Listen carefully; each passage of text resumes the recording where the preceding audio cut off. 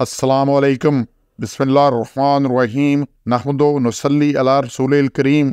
सूरह बनी इसराइल के 15 मरकज़ी मौज़ूआत में से हमारा 10वां मरकज़ी मौज़ू मुआशरती अहकामात है। इसके 2 हिस्से हैं और दूसरे हिस्से के 4 ज़िमनी मौज़ूआत हैं, जिसमें से दूसरा है ज़िना। 32 नंबर आयत से 2 नुकात हैं जी। ज़िना के करीब भी नहीं फटकना, और ये बेहयाई और बुरा रास्ता है। ये 32 नंबर आयत में अल्लाह ने बड़ा इसको क्लियर किया है। इसमें बड़ी देखें इस आयत को, क्योंकि सोसाइटी का सारा गंद, सारा मसला इसी बात पे वला तकरबु ज़िना। ज़िना करना तो दूर की बात है, अल्लाह कहता है ला तकरबु, इसके करीब भी नहीं जाना, कुर्ब भी इख्तियार नहीं करना। अल्लाह ने ऐसी सारी चीज़ों से रोक दिया है जिससे ये मुमकिन हो सकता है। हर ऐसा रास्ता और तरीका जो ज़िना तरफ ले जाता है, अल्लाह ने उससे रोक दिया है। ये सूरह नूर को आप देखें, उसमें बड़ी वाज़ेह अहकामात है। इस हिस्से में आयत 2 से 10 तक और फिर सज़ाएँ भी तजवीज़ की गई हैं। सूरह अहज़ाब की 32 से 34 तक अल्लाह ने कि पर्दा करो, और औरतों को कहा लोचदार गुफ्तगू नहीं करनी, नरमी से बात नहीं करनी। यहाँ पे हमने सेल घर रखी हुई है जिससे गाहक ज़्यादा आता है। बाकी जगह भी कुछ हो, ये सारा ही सारा कुछ है। सूरह नाम की आयत 151 में भी यही हुक्म है, तो और यही सारा कुछ है। और इसमें सूरह फुरकान की आयत 68 में अल्लाह ने जो इबादुर रहमान अल्लाह के बंदे, उनका क्या वला यज़नून, और वो बदकारी नहीं करते, क्योंकि जिसने ऐसा किया जल का आसाम हो, बहुत ही बुरे गुनाह में जा पड़ा। तो अल्लाह ने कहा कि ये ऐसे, तो ये बुनियादी तौर पे सोसाइटी की सारी खराबी जो है ना, वो इसी से है। और ये इसकी वजह बेपर्दगी है, अखलात है, और ये मिक्स एजुकेशन है। अभी ये कॉलेज यूनिवर्सिटियाँ चली गई हैं, सारा कुछ है, लाखों में फ़ीसें हैं। आप इनकी फ़ीसें आधी कर देना और ये कोई एजुकेशन बंद कर दें, यहाँ दाखिला किसी ने नहीं लेना। पढ़ने वाले कम लोग हैं, बाकी मौज मेले मस्ती में सारे दाखिले ले रहे हैं और लगे हुए हैं सारा कुछ। फिर उसी से बातें आती हैं और उसी सारे तरीके आते हैं, फिर इसी से सारा नेट लगा हुआ है। और अल्लाह ने ये बड़ा इस चीज़ को मना किया है। फिर सोसाइटी में सारा बिगाड़, तो यही सारा कुछ है। ये सूरह फुरकान 25 नंबर की ये आयत 68 बड़ी अहम आयत है। अल्लाह ने कहा ये जो अल्लाह ने इबादुर रहमान के अल्लाह के बंदों की सेहत बयान की है, वो अल्लाह के सवाल किसी दूसरे को नहीं पुकारते और ना हक खून नहीं करते और बदकारी के करीब नहीं फटकते। ये 3 बड़े गुनाह हैं जिससे अल्लाह ने मना किया है।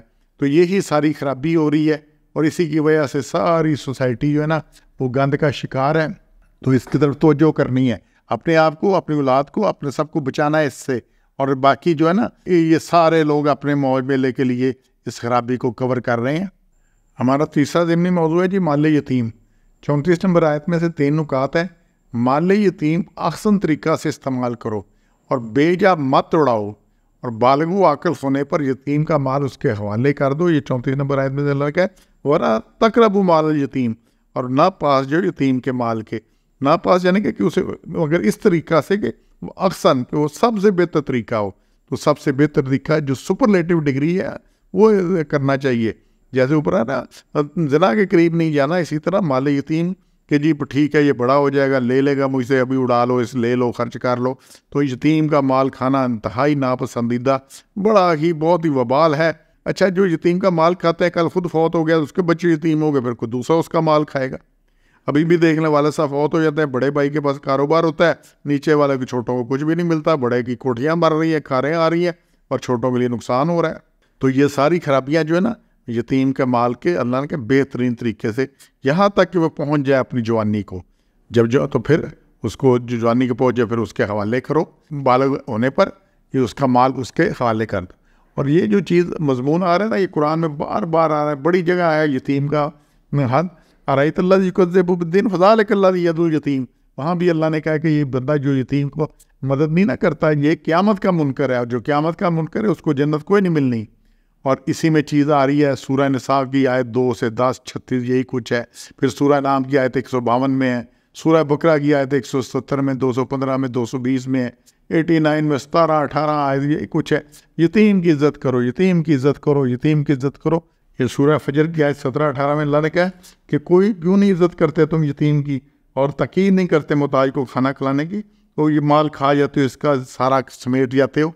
तो ये बड़ी सख्त बातें और इसकी बड़ी सख्त वईद है। तो यतीम की इज़्ज़त करो। और हज़ूर सल्लल्लाहु अलैहि वसल्लम को अल्लाह ने, पैदा ही हुए तो यतीम थे, बाप पहले ही फौत हो चुका था, तो अल्लाह ने वहाँ से उठाया। तो अल्लाह जिसको ना चाहे जहाँ से मर्ज़ी उठा के जहाँ मर्ज़ी ले जाए, तो लेकिन जिसके पास यतीम का माल है वो एक एक पैसा ध्यान से इस्तेमाल करना है, बड़ी तवज्जो से करना है। इसमें से कोई भी खराबी की तो वो खराबी गले पड़नी है। सुबहान रब्बिक रब्बिल इज़्ज़ति अम्मा यसिफून व सलामुन अलल मुरसलीन वल्हम्दुलिल्लाहि रब्बिल आलमीन।